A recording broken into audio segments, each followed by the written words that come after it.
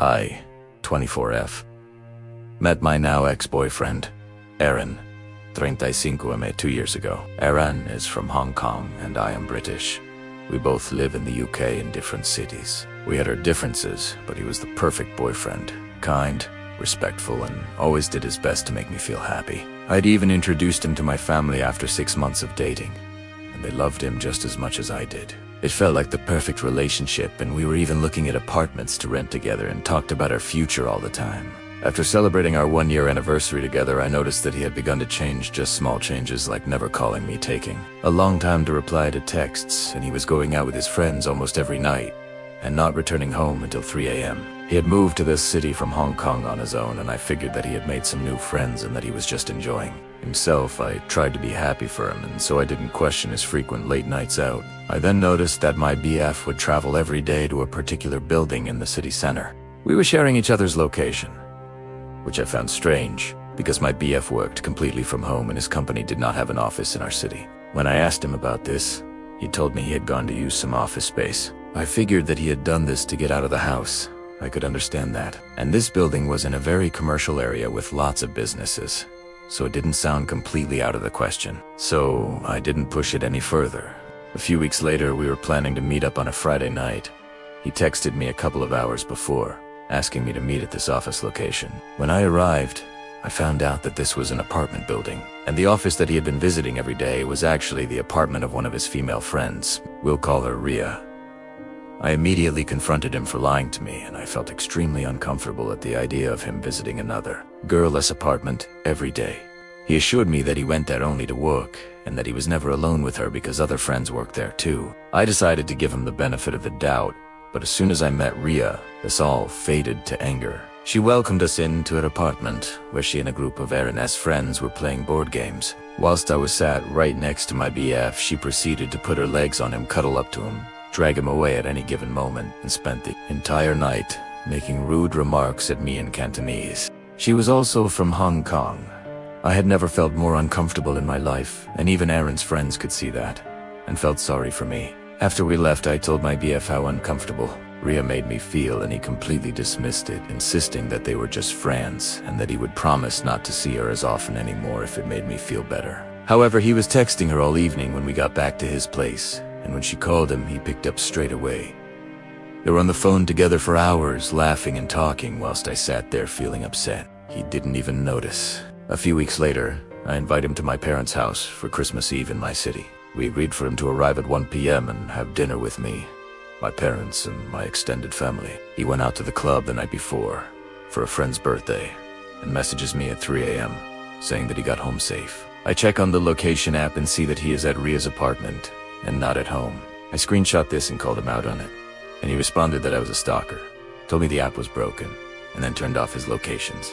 Like a fool, I still begged him to come to my family's place on Christmas Eve. I really felt that some time alone together would help things. However, at midday on Christmas Eve, he texted me saying he was hungover and was not coming. I was distraught, and after I stupidly begged for him to come, he turns up at 10 p.m., having completely missed the entire celebration and my extended family's visit. I also find out that he had blocked me and my family from his Instagram story, where he had posted lots of pictures of him at the club, always with his arms around Ria. If you're going to block everyone I know from your Instagram story, don't forget to block my cousin next time, asshole. Christmas goes without incident, and we make plans to go to his friend's party together on the 30th. Before spending the new year together, he then suddenly uninvited me from the party, saying that there are too many people going and that he'll meet me at 1 p.m. on New Year's Eve instead. I was upset, but understood that he was not hosting the party, and I can't demand an invitation, so he went on his own. New Year's Eve comes, and I am waiting at 1 p.m. We were going to meet at his local Starbucks, and then we had a dinner reservation at 7 p.m. 3 hours pass, and he hasn't shown. He won't answer his texts or calls, and I have no idea where he is. It gets to 7 p.m., and I go to the restaurant alone.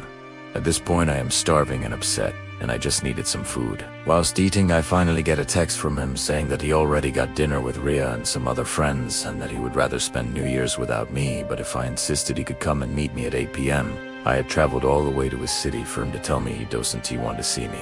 So I demand to see him at 8 p.m. because I was not having my time wasted. He meets me at 8 p.m. and we go to his apartment, where I find half of his possessions packed away in boxers and half a suitcase packed. I looked at him, confused as to what was going on. This is when he sits me down and tells me that he is moving back to Hong Kong for 2 years because his father has terminal cancer, and as an only child he needed to return to take care of him and his mother. He explained that this is what has caused his stress and unusual behavior the past few weeks. My heart broke for him and I felt so guilty giving him a hard time, not knowing the pain he was going through himself. I tried my best to comfort him and be the good, understanding girlfriend. He then told me that he wants to break up whilst he goes back because he wants to do long distance, as he does not fair to me, and that if I wait for him for 2 years we will find each other again. I was heartbroken, but I understood. I didn't want to be selfish, and I couldn't imagine the suffering that he was going through. I had been with my BF for a year and had never ever seen him cry until now. I was so upset for him. I leave his apartment and say my final goodbyes. But things continue like they had never changed. He would still message me every day. He would send me cute romantic quotes and would tell me that we'll be back together and happy after 2 years of him going home to help his family, and I truly believed him.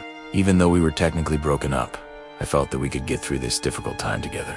That was until 2 days later my cousin sent me a screenshot of Aaron's Instagram story that he had hidden from me, showing a picture of flowers that he had bought for Ria, followed by a picture of them on a dinner date with a caption. Finally, I was absolutely furious. When confronting him about it, he denied everything. He denied hiding his story from me, saying that the app was glitching.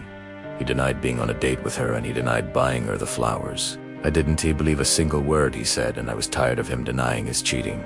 I wanted to get answers once and for all. So I messaged Ria directly asking her what's going on, and she told me everything. She told me that she and my BF had felt attraction to each other for some months, that they had kissed but never slept together, that they were now going on dates together and talking needs low after he broke up with me. I was absolutely furious, and her attitude made me feel even worse. She told me the breakup was not her fault and that my BF willingly went to her because she is a better GF than I am. Not to mention, Ria still has a BF of her own. I screenshot everything and sent it to Aaron, asking him to explain, and he finally admitted to everything. I was absolutely devastated, but should have seen the signs ages ago. Furthermore, I asked him, "Are you even going back to Hong Kong? Is your dad even sick?" To which he replied, "No.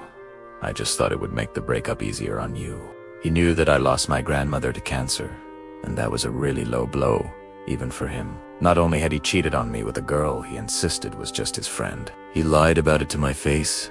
He lied about moving back to Hong Kong, and he lied about his father having cancer. He literally went back to his apartment on New Year's Eve, pretended to pack up his possessions, and turned down the waterworks to make the whole thing more convincing.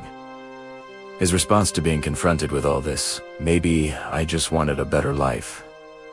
Did you ever consider that? What an absolute psycho. In conclusion, both of them are now blocked on everything. I haven't heard from him in 2 months, and she's welcome to my leftovers. The end.